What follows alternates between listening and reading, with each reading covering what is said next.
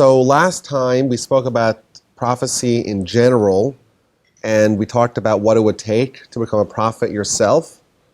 Now this is a vast subject, as we mentioned last time.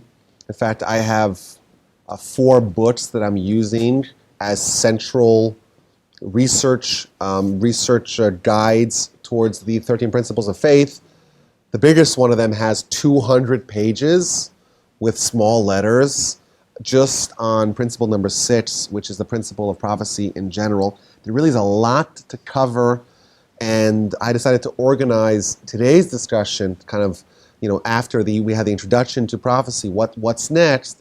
What I decided to do is to try to chart a history of prophecy from creation, from Adam, until prophecy went extinct, or at least it was temporarily made extinct, and to see the various kind of ups and downs, the ebbs and flows of prophecy. And I think that this will give us kind of a deeper understanding into the subject of prophecy and the 6th principle.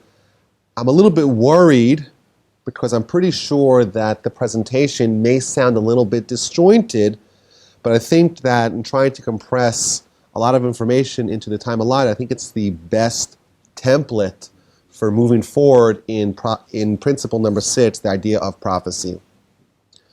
Before we begin, I want to reiterate that we really truly don't have a concept of what prophecy is. What does the experience of the prophecy really look like? What does a prophet really understand?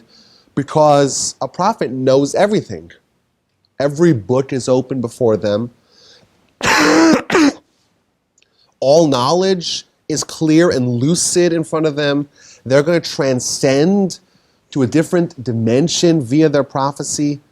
They're also capable of all kinds of cool parlor tricks. As we said, no one has anything lost. They just go to the prophet. The prophet tells them right away where it is. But their connection to the divine, their bond with the spiritual world and God is so intense that those things really don't titillate them at all. I read an analogy to explain this. Suppose you have people getting together to study Torah, and one of the people who's there amongst the group is blind, and everyone's there studying Torah and amazing discussion, and the person who's blind who interrupts them, he says, "What color is the paint on the wall?" That was the question the blind person doesn't know. And of course, the other participants would say, "We're talking about Torah. Like, you're talking about all this nonsense, all these things that are truly immaterial." To them, they have vision. They see the walls like that, no problem. That's not what they're interested in. They gathered together, they're united to be involved in more lofty pursuits. A prophet is a visionary. He's a seer. They see. Everything's open before them. When Saul was missing his donkeys, he went to Samuel because Samuel knew where it was. But was that what Samuel was focused on? That was his pursuit? No. He was involved in much loftier pursuits. And in fact, it's ironic that the only people that wouldn't abuse all the cool abilities that the prophet has is the prophet themselves. To us, we're thinking, okay, if I was a prophet, I would right away figure out what tomorrow's lottery would be. I see the future, after all, to a certain degree. Obviously, each prophet on their own level. That's what I would do. But that's why I'm not a prophet. Because the only people that are able to attain that level of vision are the ones that are so immersed in the spiritual world. This world is immaterial. It doesn't really matter to them. It's open before them, but it doesn't really matter to them. Now, when we talk about the history of prophecy, of course, the first place to start is the very first prophet, the very first man in the Torah narrative, and of course, that is Adam. And we see that Adam, for example, he gives names to all the animals. And our sages tell us, what does it mean he gives names to all the animals? He's not choosing arbitrary names. This is a tiger because it's a tiger. He is able to understand the essence of each one of these species, what they are, what role God put them in this world for, and to give them a fitting name based upon their role in the Almighty's world.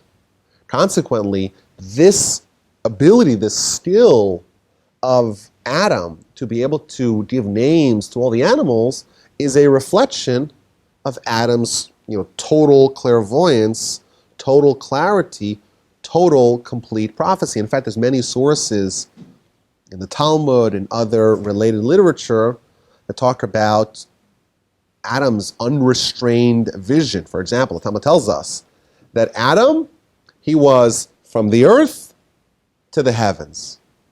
So that makes him sound like he's Robert Wadlow, the tallest man ever, right? 8'11", really long legs and really cumbersome and lumbering. That's not what it means. It means that he had total vision over everything.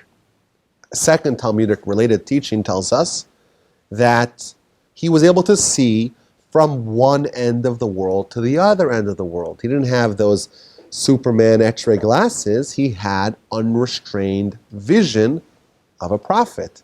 He was able to understand everything of all the elements of all the spiritual entities, like all the angels. He understood them on a very fundamental level, so much so that the Talmud actually tells us when Adam appeared, the angels conflated Adam with God and wanted to worship Adam because he was a spiritual stature, the likes of which they've never seen, and they concluded this must be a representation of God. Of course, Adam said, no, you're making a big blunder.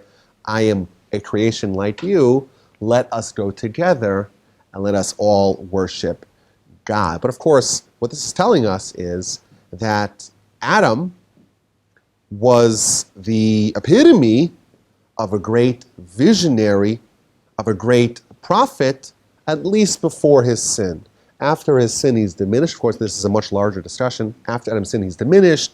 His vision is curtailed. He loses at least that high level of prophecy, and all of world history changes as a result of that sin. And broadly speaking, our mandate as a species and as individuals is to try to restore ourselves and our world to the state of Adam pre-sin, and to become as great as we can and become prophets, really. And in fact, we're told that Moses, he was the only one that became like Adam before his sin, and he had the same level of prophecy like Adam before his sin. That completely clear, unadulterated prophecy of Adam was mirrored only by Moses, at least mirrored by a living person only by Moses, and that's why Moses is in a class of his own. He's going to be subject of principle number 7, the prophecy of Moses. But that's where we're introduced to prophecy in general. Of course, Noah's a prophet. There's other prophets in between Adam and Abraham. But we read in Genesis all about Abraham. And the Midrash tells us that Abraham had a very colorful backstory. He was a thinker. He was a philosopher. He was an influencer. He taught the world about monotheism. His life was threatened as a result. He was saved miraculously. We're given a whole backstory to Abraham, and yet you open the Torah, and the first introduction that we have to Abraham is God tells him, leave your homeland, leave your father's home, go move to the land of Canaan. Our sages tell us is that at this juncture, Abraham is 75 years old. He's had a long life till then, and he's been thinking about God since he was 3. So the 72 years that are unaccounted for. Why? Why are we only introduced to Abraham as already in advanced ages and advanced achievements? Because now Abraham has unlocked prophecy. And thus, only once Abraham is already a prophet, only then does the Torah begin his narrative. And our sages tell us that while Moses was the greatest of prophets, the next level is the prophecy of Abraham, Isaac, and Jacob. They were the greatest prophets this side of Moses. And the way it tells it to us is very interesting. The Midrash tells us that the forefathers, Abraham, Isaac, and Jacob, they were the Merkava. The Merkava, not the Israeli tank by that same name, but the Merkava means a chariot, a cavalcade. They're the cavalcade, the chariot of God. And what does that mean? So the way it appears is in chapter 17 of Genesis. In the aftermath of the instruction that Abraham is given to circumcise himself, of course that is a prophecy, we read that the prophecy ended. God says to him, walk before me, be perfect, circumcise yourself. When the child's 8 days, you circumcise, that's my covenant. It's a chapter 17 in Genesis. And then it says that God finished speaking to Abraham, and God ascended above Abraham. Says Rashi, what does this mean? This teaches us that Abraham was the chariot of God. What does this mean? The commentaries tell us what this means. A king has a chariot. A king has the entourage, the posse, the detail that's always ready at a moment's notice. King wakes up in the middle of the night and wants ice cream, or wants to go for a ride about town. You don't have to wake up the bleary-eyed drivers. You don't have to fill up the tank. It's always ready. It's always ready at a moment's notice. That's what a king's chariot is. Abraham, Isaac, and Jacob are always primed for prophecy. They're always ready. They don't need to say, oh, you know what, let me get in the frame of mind. Let me tidy myself up. Let me get ready. No. Give me 5 minutes. The king's coming to my house now. Ooh, let's set things up, make it ready. No. Abraham, Isaac, and Jacob are such a lofty spiritual stature. They're the king's chariot. They're always primed and ready for prophecy without any preparation. And therefore, what happens when Abraham's prophecy concludes? It's not that Abraham lowers himself. He now is no longer in a state of prophecy. It's God ascends above him. Abraham is still ready to go. It's not that prophecy ended because Abraham now moved on to other things. Abraham lowered himself and brought himself back to the mundane world. No, Abraham is still in the state of prophecy. He's still ready. God says, okay, I'm done communicating. God ascends above him. And the commentaries note that we have another prophet, or at least someone who communicates with God, Cain, in chapter 4 of Genesis. And it says by Cain that he departed from God. Meaning the prophecy ended not because God said, I'm done talking to you, but because Cain said, okay, he's no longer in that state of prophecy. Now, of course, as we mentioned last time, even with an individual prophet, there's ups and downs. There isn't continuous prophecy. There's times in their life when they have prophecy, times when they don't have it, related to all kinds of circumstances. But there's something special about Abraham, Isaac, and Jacob, that they are always ready to go. They don't need to be reminded. They don't need to be given a few minutes warning. They don't need to tidy themselves up. They're ready to go. I want to add that my grandfather, blessed memory, he used to say that when Jacob reunited with Joseph after 22 years of separation, it's one of the momentous events in the book of Genesis.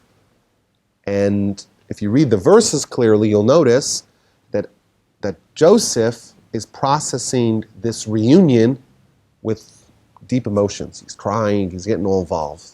Whereas Jacob is more stoic, doesn't seem to be responding emotionally. And then you look at the commentary, you look at Rashi. Rashi tells us that Jacob was involved in other things. He's reciting the Shema. So where there's this happy reunion, Jacob thought he lost his child, he thought he died, he's been miserable for 22 years, he's been inconsolable, and now he's finally meeting, and Joseph is crying on his neck. It's a very emotional from Joseph's perspective, whereas Jacob says, oh, this is the right time to recite the Shema. So it's one of the questions, what's going on over here? Why is Jacob reciting the Shema, not Joseph? What's the inconsistency? What is the difference between Jacob and Joseph? So my grandfather, blessed memory, he brought this point. Jacob was always ready for prophecy. He was, of course, a prophet, but he would not need to kind of muster up the preparation for prophecy. He was always there. And he was worried. He's meeting Joseph. And of course, there's going to be an emotional gush. And he's going to focus for a second on something which is not God. His child that he missed, that he lost, he thought he lost. And that is going to right away boot him from the chariot. Because even though maybe God doesn't want to appear to them, but the stature of Abraham, Isaac, and Jacob is that they're the chariot, meaning they're always ready to go. They never need to be nudged back to be ready. And even if God's not going to appear to him at that time, still, if he loses focus for a second, he's no longer part of the chariot. His stature has diminished because there was a time that he wasn't ready for prophecy. And therefore, he grounded himself by reciting the Shema, focusing on God to kind of sidestep, to avoid losing for that moment that spiritual readiness for prophecy. So of course, when we're reading this, we're like, okay, this is not just standard prophecy. To have that preparation, that elevation, that ascension to that high level that's unimaginable for us, but to constantly maintain that for 100 years plus, that's what we talk about when we say Abraham, Isaac, and Jacob. That's why it says the God of Abraham, the God of Isaac, the God of Jacob, and it doesn't apply that to anyone else. Now I want to say that even Abraham, Isaac, and Jacob, they paled in comparison compared to Moses. Moses is a different level entirely. Moses is aspaklaria meira, the words of the Talmud. He had the clear vision, the most clear vision, and that of course is a separate subject that we're going to talk about a little bit down the line. We're going to skip it right now when talking about the various points of importance, or at least of the history of prophecy, to try to deepen our understanding. Excuse me. Now, of course, the most significant event in human history and the most significant seminal event in the history of prophecy is at Mount Sinai. After the Exodus, 50 days later, Jewish people convened around the mountain, and then you have something that never happened previously and was never replicated, that an entire nation ascends or is temporarily catapulted into the state of prophecy. Now, this is a major, major subject of discussion amongst the commentaries. Exactly what was the level of prophecy? Exactly how was it possible to have this very unnatural, if you will, temporary state in which people that are not capable of prophecy are suddenly having prophecy? It's a big discussion. I want to talk a little bit about it because it's a very significant event, not only as a one-time event, but this was the moment of prophecy that really is the father, the grandfather of all other prophecies, as we shall see. So the Talmud tells us, of course, at Sinai, God spoke to the Jewish people and to all future souls that were not alive then. And in fact, the Talmud says all future converts, they were also there, their souls were also there. And it says that, the Talmud tells us that the first two of the Ten Commandments, that was delivered directly by God, whereas the rest came via Moses. In fact, if you read the Ten Commandments very critically, very carefully, you'll notice a shift from first person, where God's speaking directly to us, so to speak, I'm the Lord your God, I took you out of Egypt, versus once we transition to the third, the latter 8 of the Ten Commandments, it's speaking in third person, Hashem your God. It's almost as if Moshe is talking to us and speaking about God in third person. And the question that the Ramban asks is, on this Talmud, of course, the Talmud is basing it, it's not just random speculation. There's the tradition that we have that the first 2 came directly from God, and the subsequent 8 came via Moses. However, the verses say quite clearly otherwise. Why? The verse says that God spoke all these words to the Jewish people, and then God wrote on the tablets everything that he said to the Jewish people. So is it everything, or is it just the first 2? If the first 2 were delivered by God to the Jewish people, well, that's the prophecy. And then the subsequent 8, that's prophecy to Moses and Moses to us, but it has that intermediary, that Moses intermediary, which is like the rest of the Torah, but that would not qualify to be included in the verse that says that God wrote on both tablets actually, the first and second set of tablets. The difference between the first and second tablets was not whether God wrote on them the Ten Commandments, but whether God prepared the stone upon which to write it. The first one God did. The second one, God tells Moses, you prepared the stone, I'll inscribe on the stone. You give me the body, I'll give you the soul. Whereas the first, God gives us the body and the soul, so to speak, of the tablets. But it says upon them all 10 commandments, and these were all written by God, the words that he spoke to the Jewish people. So how could you say that the first two were the sole ones in which there was prophecy to the entire nation? So the Ramban has a very clever resolution as follows. The first two, it was prophecy to the entire nation, and they understood it and they processed it exactly how Moses did. Whereas the subsequent 8, they heard the prophecy, they heard the voice, but they did not understand it. And like we mentioned last time, prophecy has at least 2 components. There is the absorbing of the message, and then there's the understanding of the digesting of that message. And that part, that second critical part of the prophecy, they did not have, and that required Moses to unpack it for them, and therefore, yes, they technically heard it, but they still heard it from Moses as well, because they didn't understand that prophecy. And he explains the first 2 Ten Commandments, they're so critical, they're so necessary, because they're the backbone of all of Torah. All positive mitzvos are a fulfillment of the first of the Ten Commandments. All negative prohibitions, transgressions, are all emanations of the second, of not having a false God, of not rejecting God, and therefore that was imperative for the Jewish people to hear it from God directly, because really that's a condensed, like a concentrated version of all of Torah, and therefore that had to be directly from God. But everyone agrees. So this is interesting just to say, like, what was the content of the prophecy at Sinai? And we're still going to talk about that later on throughout the 13 principles. But how exactly does a nation, a whole nation, achieve prophecy? Now, who are these people? These are people that a few months earlier were slaves. So what happened to be able to turn a nation? I'm sure there were some righteous people, and I'm sure there were less righteous people, but it's a mixed bag, right? How does everyone, including, by the way, the mixed multitude, the Egyptians that joined on board, how do they all experience prophecy as one? That too is a major discussion in the commentaries, and there are various answers to that question.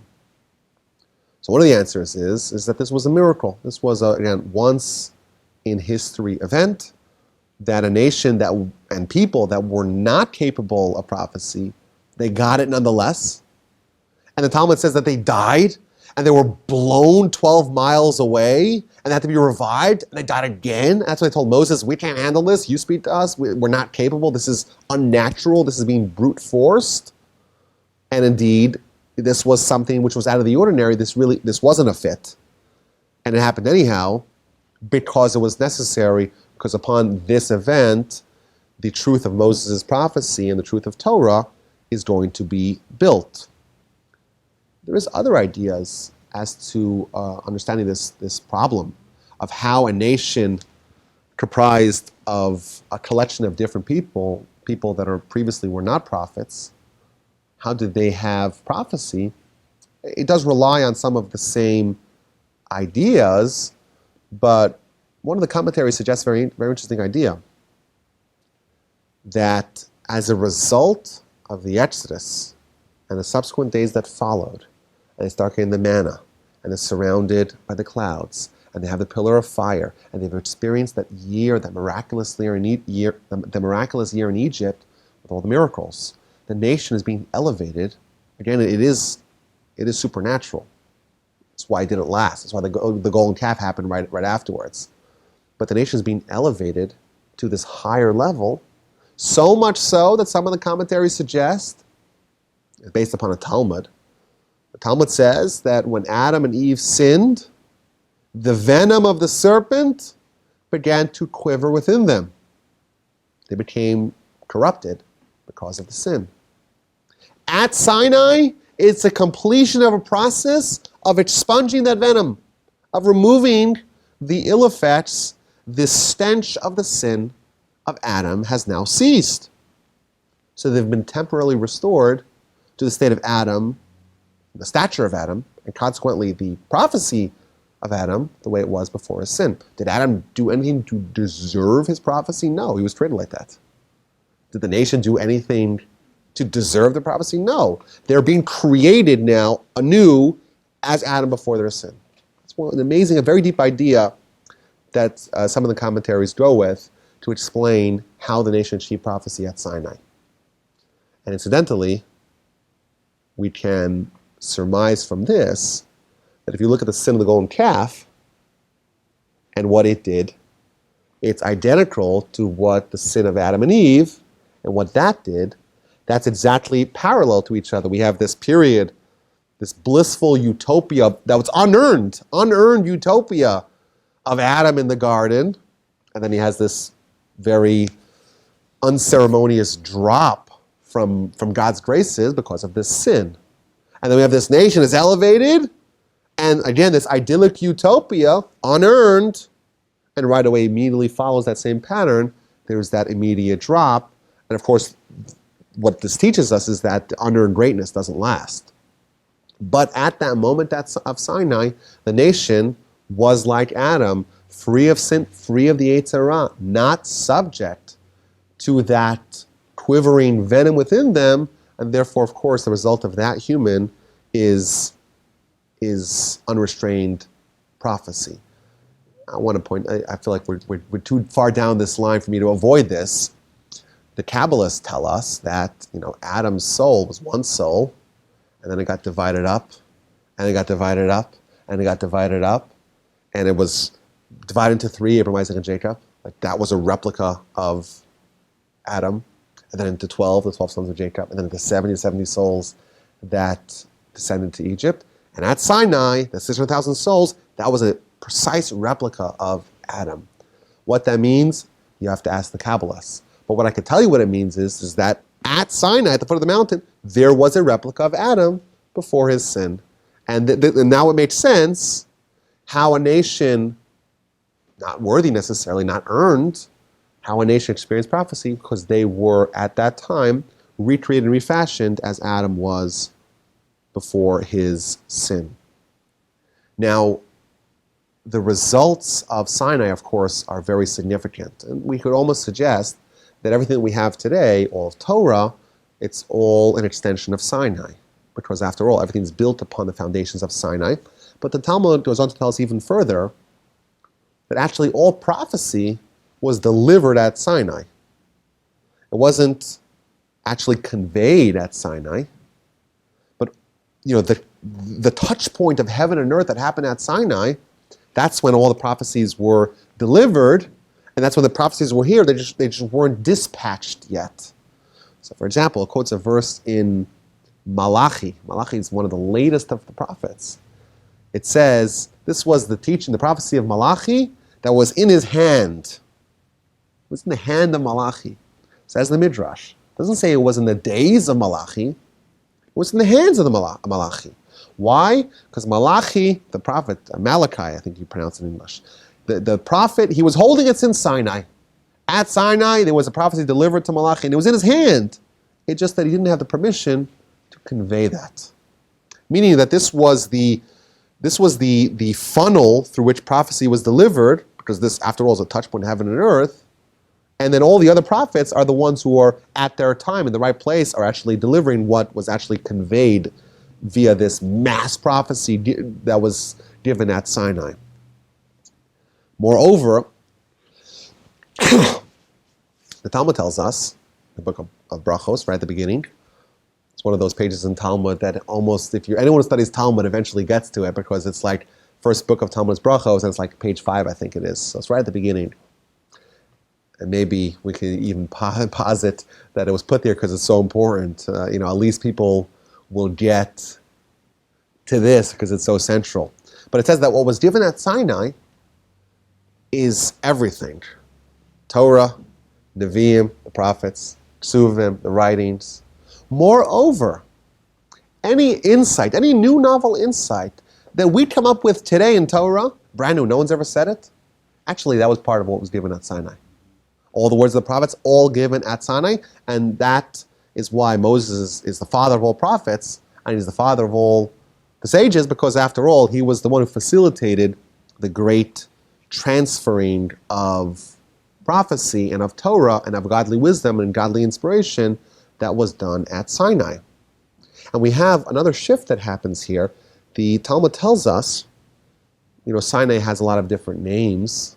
A lot of mountains have different names.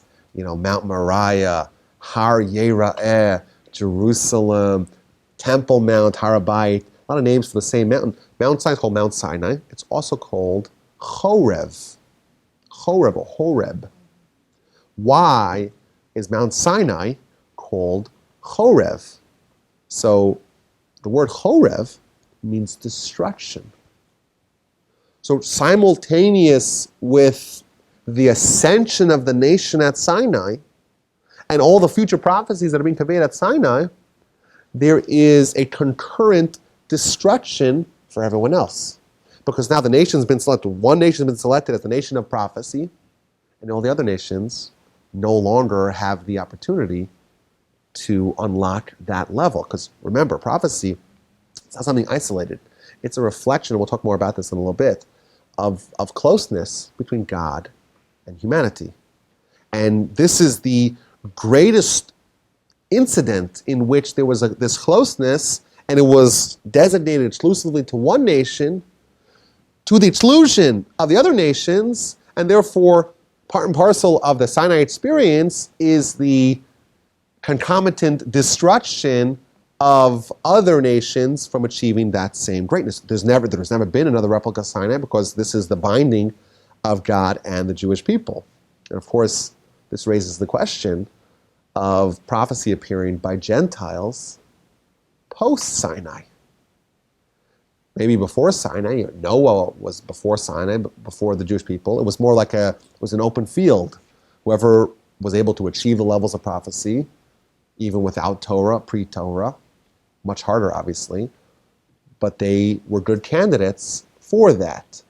And it's a major question that the commentaries talk about. We see, of course, in the Torah after Sinai, one of the villains of the story in the book of Numbers is, of course, Bilam, or Balaam, and he has prophecy. Wait a minute, isn't this after there was a destruction, so to speak, for the rest of the people who are now locked out of prophecy? It's the question that all the commentaries discuss. If God is residing amongst us, if God is close to us, if God is dwelling within us, if we have this extension of Sinai, like the Ramban tells us, right after Sinai, what happens? Jewish people build the tabernacle. Tabernacle is a mini Sinai, continuing that closeness, continuing that connection, continuing that prophecy. We have Bilam, and he's after that, and God has designated, so to speak, his connection with humanity to be at its most intense with the Jewish people. Why does Bilam have prophecy? It's a major discussion.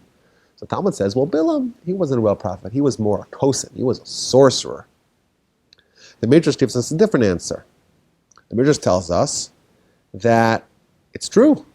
Once we have Sinai, and we have the continuation of Sinai with the tabernacle, God says he's dwelling amongst us. Prophecy exists only by us and only for us. And perhaps you may ask, says the Midrash, what about Bilam? He had prophecy even post-Sinai, post the tabernacle being built.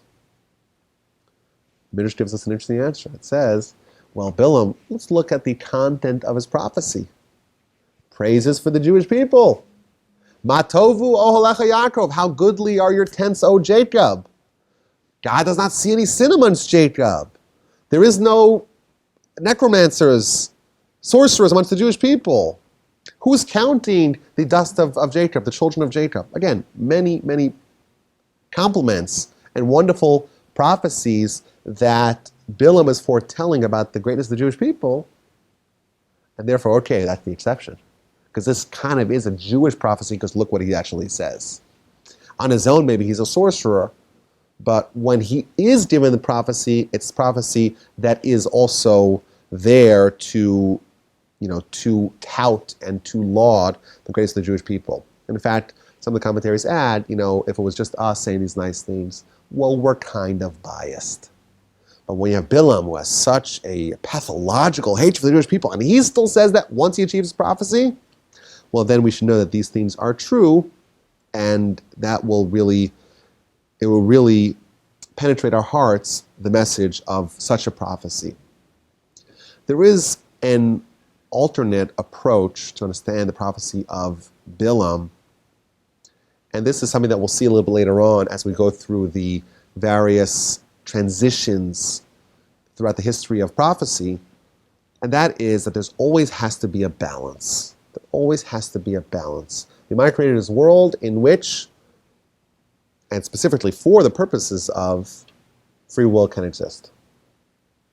So if there's no free will, then there's going to be a mismatch in the Almighty's desire for the world. And of course, we spoke about this in the past. Why did He want it? And that was the discussions that we covered in earlier principles. But there's always got to be a, excuse me, there always has to be equality, equilibrium between the, so to speak, forces of good and bad, and that way it allows free will to flourish. If we're going to have someone as great as Moses, who is promoting Torah, we have to have someone as evil, but as powerful as Moses, who is doing the opposite. And thus Bilam is the anti-Moses. If there is a Moses, there has to be an anti-Moses. If there is an Abraham, that's an anti-Abraham. There has to always be that balance, and because Moses on the side of holiness is so powerful, greatest prophet, we're told, well, on a certain level, a certain dimension, Bilam was even greater. And that again, not to say that his prophecy was truly as great as Moses is, because after all, he is described as a sorcerer in Jewish literature. A sorcerer is not quite a prophet, but it means that the influence that he had was as great as Moses. So we have this connection at Sinai, and that's the epicenter really of all prophecy, because it's the epicenter of all connection. It's maintained afterwards with building the portable Sinai, which is the tabernacle. And if you study the tabernacle, you'll notice that all the vessels of the tabernacle, they're epitomizing this closeness, this connection. Of course, the cherubs and the ark and the table and the menorah, they're all components of this relationship that we have between the Almighty and us, and it's going to perpetuate the closeness and the proximity that the Jews have with God at Sinai, or they had with God at Sinai, and consequently the conditions for prophecy continue. But what happens as we get further and further away from Sinai? The potency of that connection and the potency thus of the prophecy, it begins to decline. And that's why we see that there's a degradation of the level of prophecy as we distance ourselves from Sinai. In fact, if you look at Jewish literature, you'll see that we have, of course, the Torah and the prophets, but even the prophets is broken down between the earlier prophets and the later prophets. And the commentaries talk about how while only Moses had aspaklaria me'ira, the clear aspaklaria, the clearest vision, the earlier prophets, they had aspaklaria me'ira, a clear lucid vision of the not so clear lucid vision, which means it was still a higher level of clarity than the subsequent prophets that came afterwards. And thus, from the point of Isaiah and onwards, we're told amongst from the literature, that's already a little bit of a shift and a decline between the level of the earlier prophets and the later prophets. What happens when we get to the third component of the Tanakh, the third component of the Jewish Bible, if you will? It's called the writings.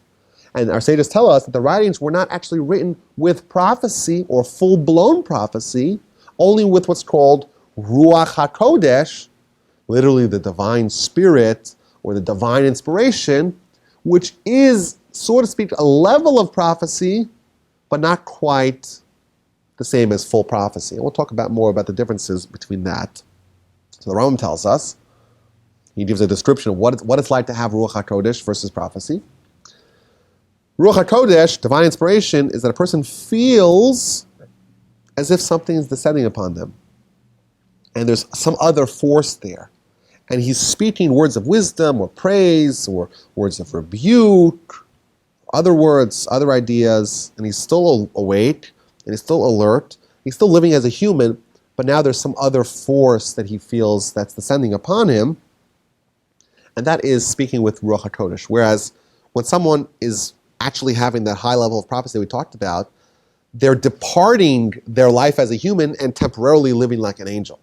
It means they're going in an entirely different dimension. They're not living as a standard issue human, they're ascending temporarily to that highest level, and then they're going to go back to being a regular human. They're going to dissociate, they're going to disconnect from their senses as a standard issue human and going to temporarily elevate to a different kind of human, a prophet. Whereas this divine inspiration, yes, you're going to be influenced by something, but you're still, with your senses, still living like a regular human, just now you're kind of a heightened awareness of divine inspiration.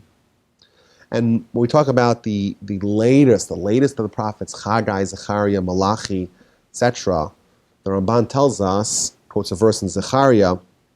Zechariah tells us that he has the angel who is speaking through me. The Ramban explains that this is already at the very tail end of prophecy. It's obviously the weakest relative, the weakest prophets of them all. They already need an angel to help interpret their visions. And then we have the destruction of the first temple. We're going to have the divine presence that rests in the temple. So we have this uninterrupted chain from Sinai, the portable Sinai, and then for the next many centuries, we have the tabernacle, and then we have the temple. So we have this uninterrupted time where God's amongst us. And then suddenly the temple's destroyed. What happens then? The divine presence departs. And what goes with it? Prophecy. Because again, prophecy is this connection, or it's a manifestation of this connection that we have, or that we could have, with God. So when the first temple is destroyed, there's no more new prophets that are going to arise. Talmud tells us there's 5 differences between the first temple and the second temple. First temple had the ark, had the kapores, which is the cover on the ark, and it has the kruvim, the cherubs. Second temple did not have the ark. Again, this is the vessel that most epitomizes the close connection that we have with God. And symbolically, because we didn't have that heightened level of connection in the second temple, we did not have the vessel that embodies that. First temple, there would be a heavenly fire that would descend upon the altar. That did not appear in the second temple. The Shekhinah, divine presence, whatever that means, rested in the first temple, not the second temple. Ruach HaKodesh, that divine inspiration, first temple, not second temple. Urim v'Tumim, that pseudo-prophetic connection that the high priest had via the breastplate, that appeared only in the first temple, not in the second temple. And in fact, we do have prophets that are prophesying at the very beginning of the second temple era, but actually all those people were born and already been sanctioned as prophets in the first temple era. And they just were able to live long enough to be able to still be active as prophets into the second temple era.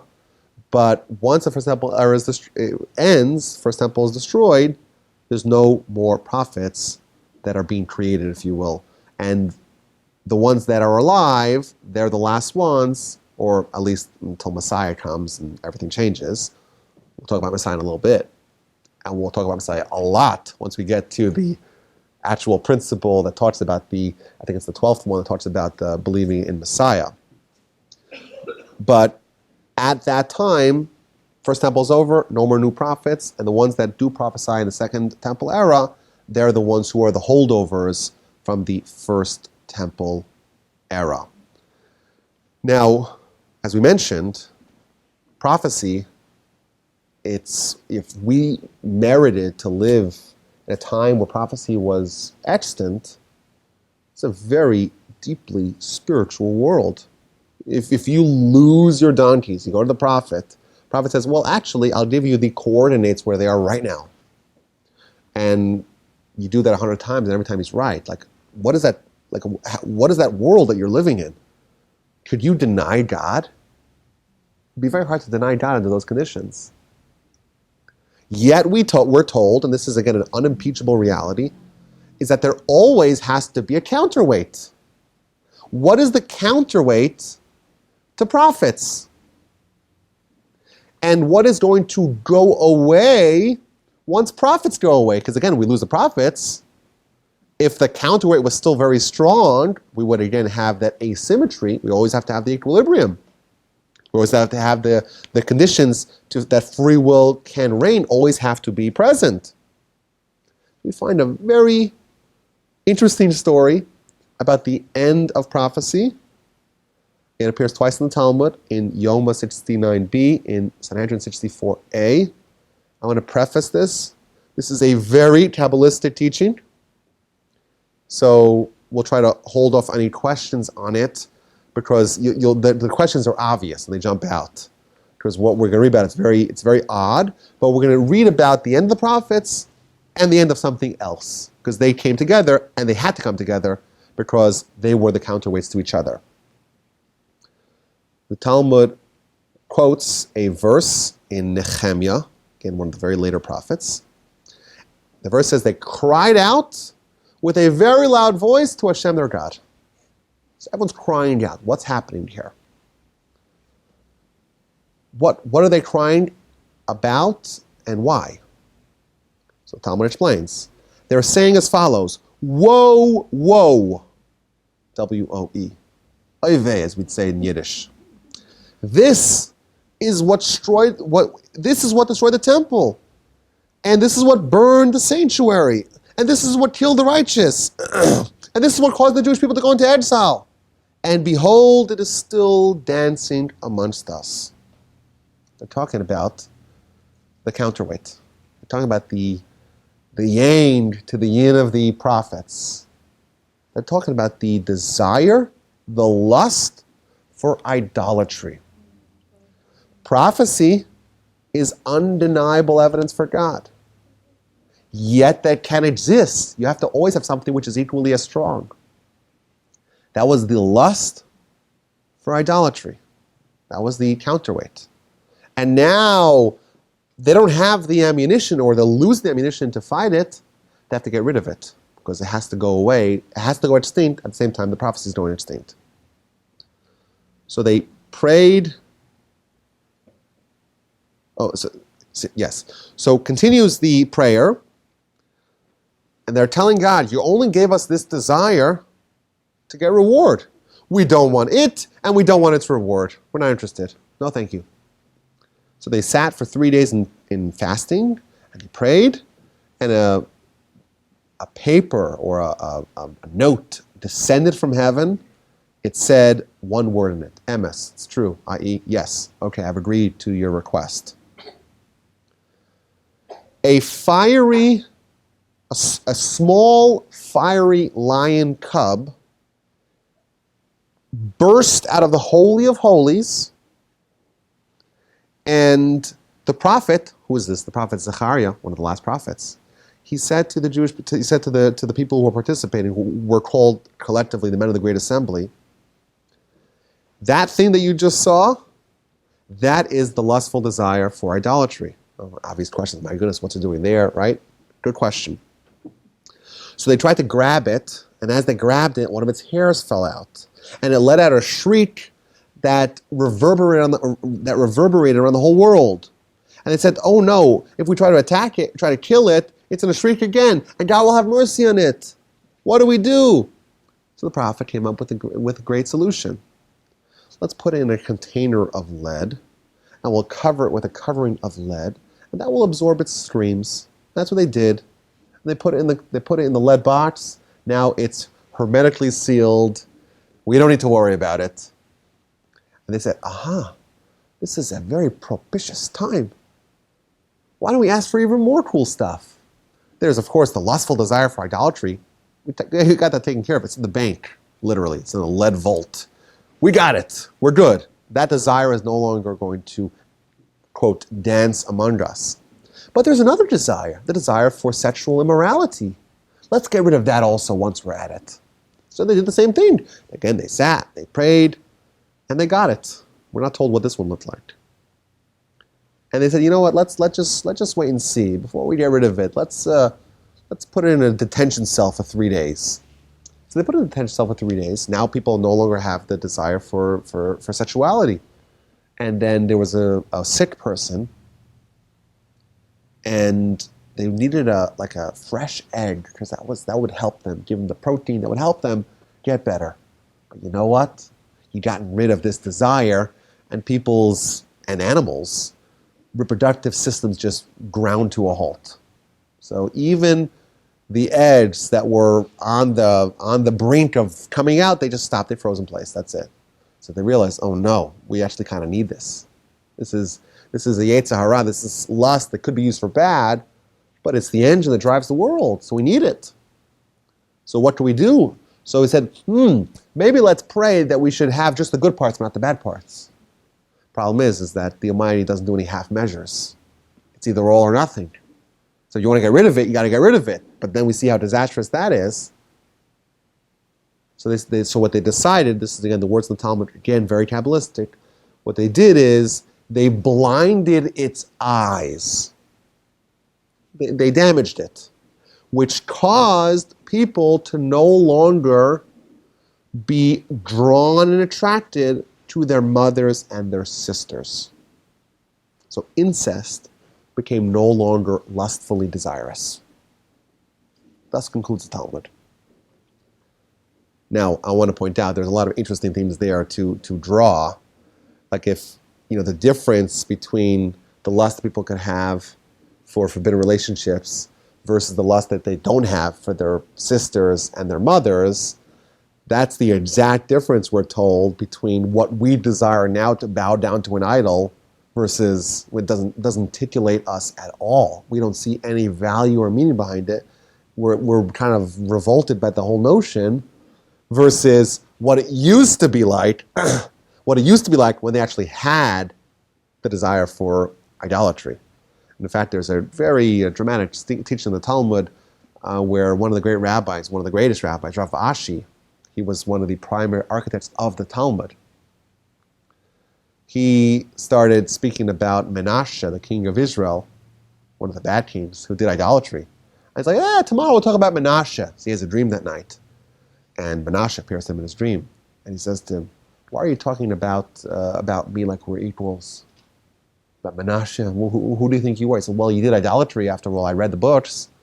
So he's like, okay, let me ask you a halachic question. And he asked him a halachic question. And Rav Ashi doesn't know the answer. So he says, you think you're so much better than me? I just stumped you with a halachic question. And then he tells him, if you were alive in a time when the desire for idolatry was still in its most intense form, not only would you have done idolatry yourself, you would have lifted your garments so you could run faster to the house of idolatry. That's how intense it was. So Rav Ashi has this dream. He wakes up the next day. He's like, okay, the lecture is going to be about Menashe. But Menashe, he's more like our master, our teacher. We can't denigrate him because we can imagine what that world was like in which the desire for idolatry was that intense. This is the story we see. Of course, there's a lot to discuss in it. But our sages tell us that with the death knell of the lust of idolatry, that we have the death knell of prophecy. Again, there has to always be a balance. There has to always be this equilibrium for good and bad. Prophecy makes God undeniable, and the only thing that tolerated free will was what for now is incomprehensible, the lust for idolatry. When one has to go the other necessarily has to go with it as well. And then we look at the era that followed this point, at the very beginning of the First Temple era. Prophecy is going extinct. The desire for idolatry is also disappearing. It's still going to continue as a tradition, if you will, but the lust is gone. And what happens then? We have the rise of the Sadducees, the Hellenists. We have all these other groups now that are going to be, movements towards heresy. Heresy can only flourish if prophecy has gone extinct. Yes, people could do sins of idolatry because they have a lust for it, but organized heresy takes off almost, if you will, once prophecy ends, because the beacon of prophecy was so bright that the darkness of the heresy had no chance against it. Yes, there were still sins for other reasons, but when prophecy is present, heresy cannot exist. Prophecy goes away, and then a whole different world emerges where there is heresy of all kinds beginning to surface. Now, what about prophecy post the extinction of prophecy? So the Talmud tells us that when Chagai, Zechariah, Malachi, the last of the prophets, when they died, there's no longer prophecy amongst Israel. That said, they used the bas kol. There was a different kind of prophecy. If prophecy is a kol, a voice, a bas kol or bat kol is the daughter of the voice. Meaning that you have a voice, a prophecy, and if you're a prophet, you hear the voice. Prophecy no longer exists, but if you were maybe capable, if you were the equivalent of a prophet, if you were the equivalent of a prophet in your generation, you wouldn't hear the voice, but you'd hear the emanation, maybe the echo, the daughter of the voice, something of the voice of the voice that would arrive at your doorstep. In fact, the Talmud goes on to say that there were times in history when they heard a bat kol, and of course the sages were capable of hearing those bat kols, and it said, the message that they heard was that there is someone amongst you that if he was in a different generation, i.e. if he was in the times before the temple was destroyed, when there was still that closeness, he would have been a prophet. Now, because of circumstances beyond his control, he's come after the era of prophecy. He could still have the bat kol, he could still have the bas kol, that's still emanation of prophecy, the emanation of the voice, the daughter of the voice, that he could still have. But if he was in the previous generation, he would have prophecy. And all the sages are looking at themselves and like, I think we know what he's talking about. And they pointed at Hillel the elder. He's the one he was talking about. If he was around previously, he would right away be a prophet. And so there is this other level. So there's this other level of prophecy that's called a bat kol, the daughter of prophecy, if you will. And then there's also the idea that we spoke about earlier, that Ruach HaKodesh, that same divine inspiration through which the writings were written, that still is present even today. There are still levels of connection and prophecy that we could have, or pseudo-prophecy, if you will, even today, even though it's obviously becoming more and more rare as times are progressing, but this is still feasible even today. And by the way, one of the commentaries notes that suppose you have 3 books. One book is the Torah, 5 books of Moses. One book is the prophets, and one book is the writings. So sometimes today they publish the Tanakh in 1 volume. Suppose you have it in 3 volumes, and you want to stack them. There's a proper way to stack them. You put the writings on the bottom. It's the lowest level of prophecy, lowest level of revelation. It's only the divine inspiration, and therefore it's got to be in the bottom. On top of that, you put the prophets, because after all, prophets that was conveyed with real prophecy. It goes above the one that was only conveyed via divine inspiration. And of course, the prophecy of Moses, the highest level, that of course goes on top. Now, my grandfather, blessed memory, the way he explained the difference between prophecy and the divine inspiration, divine spirit, I thought it was a nice way to encapsulate it. He says that prophecy It's something that comes from heaven upon you. It's something external. Whereas the divine inspiration, it is someone connecting to their soul. There's some spirit of the divine that's already existing within your soul. Most of us are not connected to our soul. And therefore we can't tap into the vast, vast reservoirs of insight that are already within our soul. But should we be able to do that, we can have this internal awakening of the divine spirit, so to speak, of the divine inspiration. That would be the Ruach HaKodesh. Again, it's more an internal awakening versus the external godly, if you will, prophecy that we can no longer have. Again, with the exception of Messiah, he would be someone that's going to restore that reality. Of course, he's going to build a temple. Temple, again, is going to be that manifestation of that closeness. Now, to conclude, I want to cite some of the teachings of our sages that talk about ways in which prophecy can still exist. So there's two sources in the Talmud, one the book of Bava Basra, page 12, 12a and 12b, and then one in Brachos, page 57b. So Talmud tells us in Bava Basra, page 12a, from the day the temple was destroyed, prophecy was taken from the prophets and it was given to the sages. So this is an idea of a certain transfer. The prophets are no longer the ones who have prophecy, and the sages now, they have prophecy. So that means that there is still prophecy, if you will, that can be tapped in via Torah. And of course, there's also a bigger discussion. If you look at the big picture of Jewish history, you'll notice that with the end of the prophecy, it's going to spawn the new era, the era of new insights of the oral Torah. That's the teaching of the Talmud in 12a of Bava Basra. You turn the page to 12b, and you'll find another teaching. Rabbi Yochanan said, from the day the temple was destroyed, prophecy was taken from the prophets and given to the children and the crazy people and the imbeciles. And it gives two very strange episodes of prophecy. We don't have time to go through them. I advise you read it. It's very interesting, I thought, of how imbeciles gave prophecy or small scintillas, penumbras of prophecy, and how children gave prophecy. Very interesting.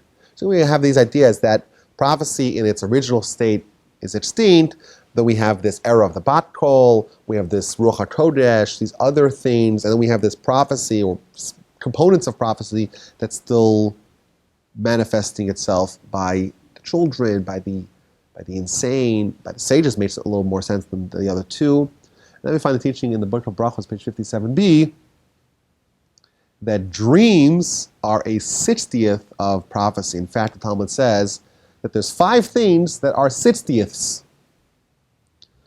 A fire is a 60th of Gehenna. Honey is a 60th of manna. Shabbos is a 60th of Olam Haba. Sleep is a 60th of death. And dreams are a 60th of prophecy. And the commentaries tell us that in halacha, Jewish law, 1/60th is the ratio in which the one is rendered insignificant compared to the 60. Meaning if you have, let's say, a pot with 60 units of meat, and then 1 unit of milk drops into it. So that, again, this is a complicated law, we're not talking about Jewish law now, but that would still be kosher because the 1 compared to the 60 is insignificant. And when it's telling us the same ratio, the fire is hot, but it ain't as hot as hell, right? It's hell 60 times hotter. What it means is, not that it's actually, take the amount of degrees and just multiply by 60. What it means is, compared to that, it's insignificant. It's similar in some way, but it's insignificant. Shabbos is amazing, it's blissful, it's wonderful. It's a 60th. It means compared to what the real Olam Haba is, it's insignificant. Honey is really sweet, but how sweet was the manna? It was 60 times, more than 60 times. Maybe it was 100,000 times, but it was insignificant compared to the experience of the manna. And similarly, sleep, you're kind of out of it, but it's not quite like death. Death, you're completely out of it. It's insignificant. Those two, and similarly, dreams, it has some connection with prophecy, but of course, it's not really prophecy. It's a sitzdia that's insignificant compared to real prophecy. What does this mean? What does it mean that the sleeper, the child, the insane, they have some sort of connection to prophecy? It's a good question. Maybe the answer is that, prophecy, as if, God is making decisions, is rendering insights, and of course that appears in the heavenly realm, and that's, the angels know it, right? So why don't we know it? Because we're not in the heavenly realm. We're in this world. And maybe the idea is that when someone is asleep, their senses are subdued. The connection to this world is diminished a little bit. Similarly, a child, they're always daydreaming. They're always, they have imagination. They're not really living in the real world. Of course, the insane, they're not living in the real world. What this is telling us is that to the degree that someone is, so to speak, less here, less living in what we call reality, they're living more in the other ethers, if you will. They're roaming up, and maybe they can pick up some sparks, some penumbra of prophecy, and that way there's still some sort of, again, very feeble, obviously, and maybe, shall we say, unreliable, but there is some sort of connection that can exist under those conditions. But of course, real prophecy, it no longer exists in our world. As a result, there is feasibility for heresy. As a result, some of us, we live our lives, we don't really know what we're supposed to do. We don't have that clairvoyance, that clarity, that lucidity that we would have if we had a prophet. But it's important for us to note that there's the consolation that we still have Torah. And Torah, of course, is a body of prophecy, and the more we connect to it, we connect to our soul, and we're opening up the portals of our spiritual life. But even the idea of divine spirit, of divine inspiration, that's still accessible today. I want to note there was a book written by Rabbi Chaim Vital, who was the primary disciple of the Arizal, so the name, the number one source for all things Kabbalah, and he wrote a book about how exactly to get Ruach HaKodesh. So he gives a step-by-step guide. In fact, he even laments in his book that people are not doing it. What's wrong with people? Like, it's so easy, just follow the instructions. I looked at the instructions. It's not that easy. But there are people that are alive today on this planet that definitely, unquestionably still have it. Of course, there are different levels. They talk about a magid. A magid is when an angel appears to you at night and teaches you Torah. That happened. I don't know if it still exists today, but that definitely happened. In fact, there is a book written by Rabbi Yosef Karo. Who's Rabbi Yosef Karo? The author of the Shulchan Aruch, the Bet Yosef. Not someone that you would think that is having these weird visions of a lunatic. He wrote a book called Magid Meisharim, which is the diary of the Magid that appeared to him every night, that taught him cool stuff, interesting stuff. That again, it's not full-blown prophecy, but it's a level of Ruach HaKodesh. We have visitations of Elijah. Have you heard of that idea? Elijah appears to people and tells them cool stuff. That appears in the Talmud, but my grandfather wrote in one of his books, and again, I said this recently, like, in my eyes, there's only one person who would tell me something that I don't agree with, but I'd still accept. Obviously, Moses is different, a prophet. But I'm saying, like, in my lifetime, and my grandfather said that. It's my grandfather, of course, a great Torah giant, and he says something, I accept it. And he says that one of the sages that lived in our times, he passed away, I think, in 1970. He says it's pretty clear that he had a visitation of Elijah. That's what he says. I don't deny it. I would say the same thing. It's pretty sure that he had pretty clearly had a visitation of Elijah. Today, the greatest scholar around today is Rabbi Chaim Kanievsky. You read the stories about him. It's clear that he has the divine inspiration. There was one story about him, and this is again one of millions. This is not one story that, like, oh my goodness. It's one story that is one of dozens, hundred scores of stories about him that testify to this. He was studying a very obscure subject, and he got to a very complicated discussion about the anatomy of some grasshopper that has appeared in the Talmud in some obscure, arcane part of scholarship, of learning. He didn't know what it looked like. And you know what jumped right onto his Talmud? From out the window, boom, a grasshopper jumped on there. He was able to analyze the anatomy. That's one story of many. The stories are true, they're documented, they're legitimate. And by the way, if any one of us have had the fortune to meet a great Torah sage and giant, it's not even a question that these people have this great connection. Again, important to acknowledge, it's not real prophecy. It's a low level compared to what the great visionaries and seers of yore had, but it's still some emanation. It's an echo. It's a whiff. It's a scintilla of that levels. And I want to conclude that the Rambam tells us that the King Messiah, may he come speedily in our days, he is going to be someone whose wisdom is going to exceed that of Solomon. His prophecy is going to be almost quite as great as Moses. So we're going to hopefully in our times get to witness what this looks like when people have the entire world and everything open before them, and this high level of prophecy. May we all be so fortunate to witness that those great things. I thank you all for listening. My email address is rabbiwolbe@gmail.com. I look forward to hearing any questions, comments, feedback of any sort. If it is on some of the Kabbalistic stuff that we talked about, I probably will tell you I don't know. Hope that's a acceptable answer. But I look forward to hearing your feedback. Continues the Rambam. All the prophets are not capable of summoning prophecy. So suppose you're a prophet. You're all ready to go. You have your soul isolated.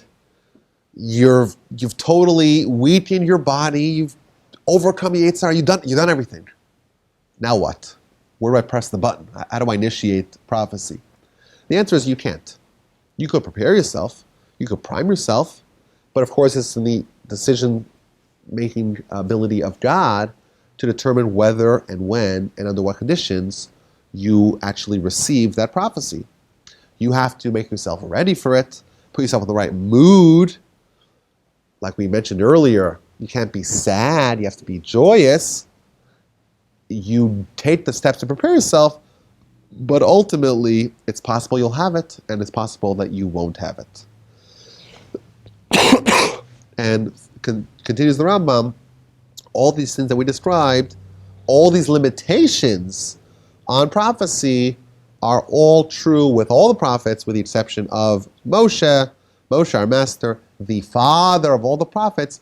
Different rules apply to him, and that'll be the subject, of course, of principle number 7, the primacy of Moshe's prophecy and the difference between Moshe's prophecy versus all the other prophets. Okay, suppose you're a prophet and you're all ready to go, and indeed you receive prophecy. What is the nature of the content of that prophecy? So again, it guides us to Rambam. He tells us it's possible that the prophecy will be just for you. You're, after all, a great scholar, a great sage, a highly righteous person. You're someone who have involved in very advanced ideas.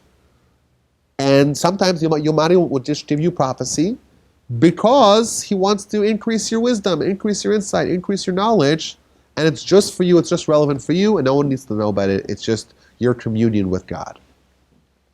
In addition, there's a different kind of prophecy, which is prophecy when someone is sent on a mission by God to go inform, direct, guide, reprimand, reproach the masses, give them rebuke, castigate them, guide them, encourage them. It's to be a spokesman, so to speak, of God, an ambassador of God, conveying his messages to the people. I want to point out, the Talmud tells us that over the course of our history, we've had prophets more than double of those people who exited Egypt. So we have 600,000 people leave Egypt. We have more than double that. So we're talking about millions of prophets. And of course, we know the names of a lot of prophets, but if you count all the names of all the prophets that we know, it's around 50. So there are many, many, many more prophets whose names we don't know, whose stories we don't know, whose accounts we don't have a record of, than the ones that we do know of. And that, of course, is testament to the fact that a prophecy is a certain stature that you achieve and a certain endowment that you get if you are worthy and meritorious to be deserving of that. But it's not necessarily something which needs to be perpetuated, which is included in our text, which is included in our canon, in our Bible, if you will. It's not necessarily something that we would know about today. And he adds that, obviously, when there is a prophet that's there to convey a message to the masses, that, of course, carries with it the risk of the charlatan. That's the idea of the false prophet. Someone who's masquerading as a real prophet, when truly they are nothing but a charlatan, they're a faker. And because prophecy has within it the potential of corruption, of abuse, there has to be a means of vetting the prophet. Of course, if someone is just a private prophet, they're profiteering on their own, that doesn't, we may not even know about that. But if someone is a public prophet, if someone is prophesying and telling us to do X, Y, or Z, as we shall see, if the prophet tells you to desecrate Shabbos, you have to listen to the prophet. Because he says this is a one-time event, the Almighty tells me to tell you that you have to do this and this and that. Even if it's to desecrate, to violate, to transgress one of the mitzvahs, we are obligated to listen to them. Now, important to note, that's only if it's a one-time thing, and if it's not the sin of idolatry. So every other sin, yes, but not idolatry. If a prophet comes to tell you to do idolatry, that's for sure a false prophet. Or if a prophet comes to tell you that one of the 613 mitzvos is forever annulled. Those two are signs of the false prophet. But if Elijah comes and tells you that today we can offer a sacrifice on Mount Carmel, even though we can only offer sacrifices in all other times on Mount Moriah, on Temple Mount, Elijah is a public prophet. He's a legitimate prophet. He's a verified prophet. He's a prophet who has been vetted, and therefore we have to listen to him. But there has to be some sort of process where the public prophet is indeed verified as being legitimate because their power is vast, their influence is great, and the mandate that we have to listen to them is total, is complete. So the Ram tells us that when someone is sent to be a public prophet, they're also given the means to verify that. Now it's important to stress, the Ram tells us, that when someone comes and says, I am a public prophet, I have a message from you, and I also have a way of verifying that I'm legitimate, when someone comes and tells us that, if they're a legitimate prophet, in all likelihood, we would, or the community, or the court, or the powers that be, would already have a hunch that this person is probably a prophet. After all, to be a prophet, you have to be very noteworthy in your kindness, and your character, and your scholarship, and your asceticism. To be a prophet is not just about prophecy. That's part of a long-term growth of the prophet. So someone who's coming to us and telling us about their prospective prophecy, we already should know that they're a very good candidate for such a role, for such a responsibility. And in fact, the law is if some simpleton, if some fool, if someone that we know does not have refined character, they show up and say, I'm a prophet, we know they're a false prophet. We don't even need to listen to them. We don't need to inspect them. That's it. They're a false prophet. But someone who does have the goods, who does have the credentials to be a prophet, they're claiming to be a public prophet, we have to verify them. We have to examine them. we have to vet them. And what do we do? Again, we're told by the Rambam what to do. Every prophet who stands up and says that God sent him, he doesn't need to do a miracle on the scale of Moses' miracle. So again, this is part of the idea that Moses, everything about Moses is on a different level. He doesn't do a Moses-like miracle, or even an Elisha-like miracle. We don't say to him, okay, here's the sea, go split the sea. Here's the bayou, go split the bayou. We don't say that. Rather, what we say is, okay, you're a prophet, predict the future, and we'll wait to see the future happening if it is indeed as you predict. If there is even a slight variation between what the prophet prescribed and what actually happened, we know for sure they're a false prophet. Because prophecy is precise. If the Almighty is going to give them a tool to predict the future, to legitimize their prophecy, it's going to be 100,000,000% accurate. Nothing is going to be lacking from their prediction. And he tells us, we actually ask them a lot of things, a lot of times. We continuously, rigorously vet them to make sure that they are legitimate. And if indeed they're constantly predicting the future, and every time they do it, it's 100% accurate,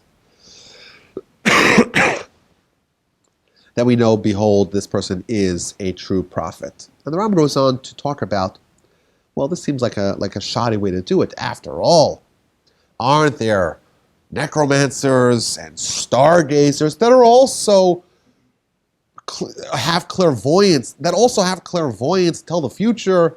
What's the difference between a true prophet and those necromancers and stargazers? So he tells us that there is a difference. Number one, that, of course, the prophet is someone who has the character, has the credentials, but also, whenever you have someone who's clairvoyant, who tells the future, but is not a real prophet, then yes, they may be able to predict the future, but some things will happen, some things won't exactly happen. And you know what? It's possible that nothing that they foretell will actually happen. Whereas a legitimate prophet, we're told, every single word that they say is precisely going to happen, because after all, this is part of the message of God. Go convey the public prophecy, and I'm also going to give you the sign, the miracle, to prove the credentials of your prophecy. And he gives an analogy that, whenever you have a mixture of wheat and straw, of course you want the wheat, and the straw is the chaff that you want to get rid of. Most people are a mixed bag. There's a little bit of wheat, a little bit of straw. The prophet is 100,000% wheat and none of the extra stuff that are waste. And and the Rambam adds an interesting point. This is controversial amongst his contemporaries, but like we said in the past, the Rambam has emerged, so to speak, as the voice on these matters. He says that if you look at Deuteronomy, we're told that the Jewish nation, we go to the real prophets. We don't go to the necromancers and the fortune tellers and the stargazers. And what the Rambam draws from that is that everyone wants to know the future. The question is, are you going to use a legitimate avenue to find the future, or are you going to use an illegitimate avenue to find the future? But what he's revealing to us is that when you go to a prophet, you may go to the prophet for the same reasons that your non-Jewish neighbor, that your pagan neighbor goes to the fortune teller. It could be simple, petty things even. He gives an example. When King Saul, before he was king, he was just Saul, he went to visit Samuel. It's because he lost something. Samuel was a prophet. He wanted to know, where's my lost items? That's what he wanted to know. That's why you go to the prophet? It sounds petty. Well, yes, it could be petty, but that's the boon of the prophecy, is that you don't need those little tiles to be able to find out where your stuff is. I lost my keys. I lost my phone. Did anyone see this? Did anyone see that? You just go to the prophet, and the prophet, again, has that clairvoyance because of their prophecy, and your neighbor will go to the necromancer for that. You may go to the prophet for that as well. And of course, on more broader themes, today, a lot of us grapple with the question, what really is my responsibility in life? What's my calling in life? What should I really focus on? What must I accomplish? What's my mission? That question we have today, we would not have it if we had a prophet. Because you would just go to the prophet and the Rambam would say, this is your mission. Go do it. This is your mission. He could just see right through you, be able to see exactly what your mandate is, what you're tasked with accomplishing in this world. That was a very valuable thing. But even the little things, the things that the common folk would go to the necromancers, we would go to the prophet for. And the Rambam adds something interesting. So the prophet is told, predict the future. Of course, the future could be good, could be bad. He could be giving us a foreboding, ominous take on what's going to happen, or it could be very pleasant, very positive. Says the Rambam. Again, this is found sourced in the Torah and the Talmud everywhere. You only vet the prophet with good tidings, with positive prophecies to the future. Never for negative things. So he tells you, hey, next week your house is going to burn down. And you know what? It doesn't burn down. We may say is that, well, yes, your house was supposed to burn down, but you repented, but you prayed, and you know what? You changed the destiny that was supposed to happen. And that does not disqualify the credentials of that prophet. However, when an edict, a positive edict, is conveyed to you, and under almost all circumstances, when something good is foretold, it is not rescinded, it's never rescinded. Therefore, we only vet the prophet when they convey good things, and those things either happen and they're proved to be a legitimate prophet, provided that they do it sufficient times, or we find out that they're a fraud, they're fake, if that does not happen. He gives an example. Jonah goes to the people of Nineveh. He tells them the city is going to be destroyed. The city is not destroyed. We know Jonah is a legitimate prophet. It's because they repented, and thus they were able to avoid the destiny that would have happened to them had they not repented. I want to add another point, that we go to the real prophet. We don't go to the fake ones. We don't go to the people who are the gurus, who are the fortune tellers, the palm readers. We go to the Torah, we go to the prophets. That's one of the descriptions we're told in Deuteronomy. But if you do go to these people, I'll tell you one of their tricks. One of the tricks that they use is they predict the future, or they predict the past, or they see right through you. That's because they speak in very general terms. You could say something to a person that is true for every person you speak to. Like you say the following: I see you're really going through something important. That's true for everyone, because everyone is able to. It's too vague. It could be interpreted as true for every person. You could also say the following: you know that you have squandered potential, and anytime you really set your mind to something, invariably you accomplish it. Like, yeah, everyone's like, yeah, nod, yeah, ooh. Right? That's one of the tricks of the snake oil salesman, to say things that are so general, but people interpret as being, wow, he read me like an open book. It's just everyone's got that open book, and I'll just reveal that to you. That's the secret. The prophet has to give specific predictions. Like, it's going to rain tomorrow afternoon, at 4:43 p.m. If it starts raining at 4:42 p.m. or 4:44 p.m., false prophet. You may even have to execute them. It has to be precise, exactly precise, that the good tidings of rain for our crops will arrive. And the Rambam adds, this is how he concludes his laws that relate to prophecy, that there is another way to be verified. If you have a verified prophet who vouches for an unverified prophet, then you don't need to verify prophet number 2. Because prophet number one vouched for them. Vouched for them. So for example, he says that Moshe, vouched for Joshua, and without inspecting Joshua, the whole nation accepted him as a legitimate prophet because Moshe vouched for him. I will add that Moshe also vouched for Abraham. How do we know? How do we believe that Abraham is a prophet? It's because Moshe told us, and Moshe was verified, Moshe was vetted, and therefore, because Moshe tells us that Abraham is a prophet, ergo we know that Abraham indeed is a prophet. And this applies not just with Moses and Joshua.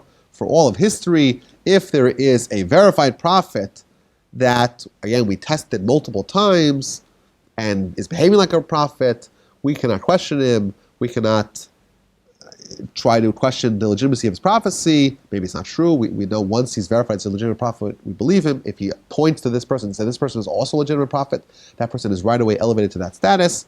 However, we don't test him too much. Test him a lot, but not too much. Never like Samuel. He's proven already to be a legitimate prophet. We don't test him anymore. Rather, we believe that the Almighty is going to give us these special people amongst us to be a tremendous boon for us, but also a conduit that we have with the Almighty, and therefore we ought not to question them, and we ought not to ask too many questions from them once they've already been legitimately verified.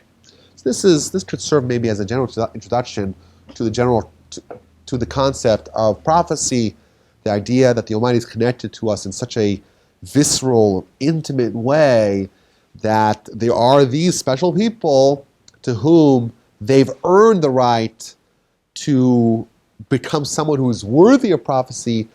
They've isolated their soul, they've cleansed their soul, they've elevated their soul to the degree that the soul has much fewer inhibitors to its connection with God. God decides that they're worthy, and indeed He communicates with them. That is the idea of prophecy. And of course, we know that prophecy does not exist anymore today. There is a very, very dramatic description in the Talmud as to when, where, why it ended. We're going to talk about that in a future session. But more general concepts of prophecy, the roles of, for example, Abraham, Isaac, and Jacob in prophecy, the stature that they had, and some of the other questions related to this vast subject are the topics of our future immersions into the 30 Principles of Faith of the Rambam. I thank you all for listening. My email address, again, is rabbiwolbe@gmail.com. I look forward to hearing from you.